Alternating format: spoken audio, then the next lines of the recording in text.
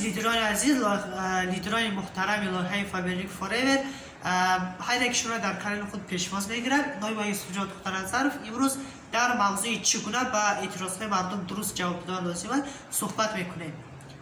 از چه سبب اعتراض ها میشوند، از چه سبب ردکنی ها میشوند، باید همین چیزا رو با شما صحبت کنیم. مثلا شما پیشنهاد میکنید با مردم که بیزنس با فابریک یا که امکانات های شرکت فابریک رو و آدما اعتراض کردن سر میکنن. خاطر میگم که من پول ندارم یا که من یگان چی در کار نه، من کار نمیکنم، هیچی در کار نه، یا که میگم که این همش دروغه و هکذا. و از چه سبب همین چیزا میشود؟ از یکم سبب همینه که یکم سبب آدما چی ندارن، معلوماتی پورا درباره همین امکانات ها، درباره کمپین معلوماتی پورا ندارن. یعنی گپ یک کس گوش کردن، صحبت یک کس گوش کردن، یا همسایه‌اش را دیدن که کار کرد نتونست، همین شما گپ گفته میگن. یعنی که ما با در کنه وقتی که اعتراض میکنن معلومش همینه که باید گپ کوچه گفتادن، گپ دیگرای گفتادن، گپ فکر خودشان نه. یعنی که از سببی که معلوماتی پورا ندارن و از سببی که آدما همین چیز با عادت کردن، طبیعت آدمایی که در یک امکانات خوب 17 دشواری میبینن. مثلا اگر فابریک کم نباشه یا امکانات خوب باشد در کار چیکار بکنی، یکی کار نمیشه، یکی بانکرات بشی و هکذا. خیلی گپ میزنن آدم خودشون، طبیعتشون همین خیلی هم. و پیش از همه گفتاری هستم که از سببی که شما از همین سبب رو فهمیده، شما باید که یک چیز فهمید. وقتی که شما پیشنهاد میکنید آدم رجیستر کردن نتونسته، آدم که اعتراضا کرد و وای نکرد، رجیستر نشد، شما عیبدار نیستید، شما یگان خیلی عیب نداره. این معما در خودی آدما که معلومات پورا ندارن، در یک امکانات خوب 17 دشواری میبینن. همین سبب شما تکلیف رد میکنن که شما یگان خیلی عیبدار نیستید. شما نباید که خودتان عیبدار کنید. اما ببینید چگونه شما فقط یگان راه میتونید آدما با درست با اعتراضشون جواب دهید. مثلا پروست درست خوش رو جواب دهید، آدم کمتر معلومات پیدا کند، کمتر فکرش دیگر شد و اگر که آدم مثلا که فهمید میتونه که کار کند. حالا ببینید چیکار کرده در کار. مثلا در اینستاگرام یکمی اعتراضی که آدما میکنن، ما دیدم این چیه؟ یکمی اعتراض این مثلا انا که پول ندارم، بازی پول نیست من با مثلا کار کردم، گوید که برای همین هم توی همین بیزنس و دعوت کردیستو، برای که این سوم پول هسته، برای که این سوم راستی پول هسته، برای که این سوم میداره که درآمد که برای همین من توی این بیزنس دعوت کردیستو.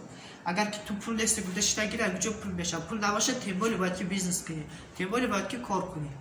یعنی که همین خدمت که درست فهمی آدم. درج اگر که تو برای خودت، برای خودت شامپو سومو خریده نتونی، تو بهتره که 4 تا همسایت با کمی کاتالوگ نشانچی زکات جمع کنی، سراز پولشون از دستش گرفتی، زکات زدی، آورده دادی، با پول کار میکنی، با یکمی زکات نمیزنی، همین که بیزنس سر میشه. خب دوم اینا که مثلا چیه؟ هیچی در کار نیستن، در کار نیستن. شما آری نفهمیده میگه که این فابریک هیچی در کار نه، من کار نمیکنم، در کار نه، من کار نمیکنم.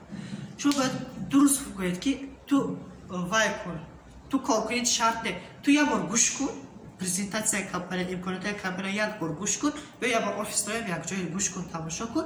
بعد درش معقول شید میکنی، معقول نشید نمیکنی، یگان جایی وای خفگی نیست، یگان جایی چیز تو گلاوی گوش کن یک بار تمام. اوج بسیاری یک بار گوش کرده فکرشون دیگر میشه، برای که آدم دیگر خیلی فکر میکنه، دیگر چه فکر میکنه، وقتی که آفیس میاد میفهمد امکانات کمپانی اوج تماما بعد دیگر چه میفهمد.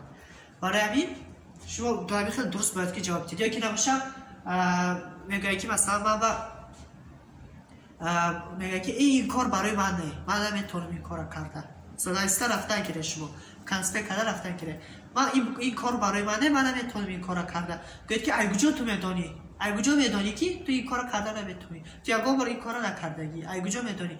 بیا یک بار گوش کن، آفیس ما رفتیم، یک بار پرزنتاسیون گوش کن، یک بار کمتر حرکت کردن بین. بیشتر آفیس میبیاره گوش میکنه، پرزنتاسیون کمپانی میفهمه، بعد уже گفتی گلاوی مقصد شما گلاوی کاری شما با اعتراضای مردم درست جواب داده و آفیس آورده. برای چی آفیس میبیاری؟ برای که ایسو با نتیجه هست، ایسو با رزولتات هست، ایسو با که اومد آدم معلومات پورا میگیرد، محصولات میبیند، همه چی میبیند، فکرش دیگر میشه.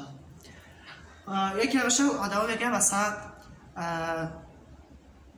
فابریک گفتی چی خیلی بود همش دروغه یکی نمیشه یکی چیزای گفتی همش دروغه بگد گفتی در چی اساس تو فابریک دروغ گفتادی یکی محصولاتش قیمته در چی اساس قیمت گفتادی کیا فهم کرده یکی در همین خیلی درست جواب میده در چی اساس تو فابریک دروغ گفتادی یکی کسی فهم کرده کیا فهم کرده کمپانی 25 سال بشد که کار کرده است در بازار جهان در 25 سال اگر کمپانی همه اگر کمپانی فهم کند یک کسی میتواند فهم کند دو کسی میتواند فهم کند همه فهم کرده نمیتواند کمپانی یکی در 46 دولت کمپانی هست 46 دولت فهم کرده گشته نمیتواند کمپانی یکی آدمی که فهم بری دروغ میگه معلوماتی پورا ندارد تمام دیگر یکم گپ نیست معلوماتی پورا ندارد فکرشون کنده تمام و میخوام شما پروسه باید که درست جواب داشته آدم کم در فکرش دیگر شود و با شما با چگونه اعتراض ها می شود همین هم در کامنتاری ها نویسید انشاءالله باید جواب بدید یکی گویم که آدم ها میگن که مثلا قیمت فابریک در اساسی کدام فیرما قیمت گفتاده یکم کمپانی نیست که چه فابریک محصولش ارزان باشد سیتی وای کمپانی یکم خیلی نیست که چه فابریک و فکری من نکن محصولش ارزان باشد با سرامیه کدام کمپانی که مقایسه کرده تو کمپانی فابریکا قیمت گفتاده ممکن ای بازار کم در قیمت یگان چیزاش ممکن لیکن کمپانی که سیتی وای کمپانی و یا همه چی که یگان چیزای بی صفت چی نمیفروشن و یا محصولات با صفت کچستوی نمیفروشن برای همین نرخش کمتر قیمت میشه و یا محصولاتش با خیمیکات استفاده نمیبرن کمپانی ما با سرتیفیکات حلال دارد محصولاتش همه این درست کم در قیمت میشه محصولاتش ممکن چه ای بازاره لیکن پس روین دیگر کمپانی ما همه وقت محصولاتش دسترسی محصولاتش بهترینه همین درست باید که شما آدم فهمونید دوستان عزیز شما به چگونه اعتراض ها میشود چگونه رد کنی ها میشود در کامنتار رو نویسید انشاءالله چند دقیقه میتونم جواب میدم و ویدیوهای دیگری هم انشاءالله با برآمده میگیرن ویدیوهای ماندگی آموزشی تماشا کنید و تا دفعه دیگر سلامت باشید.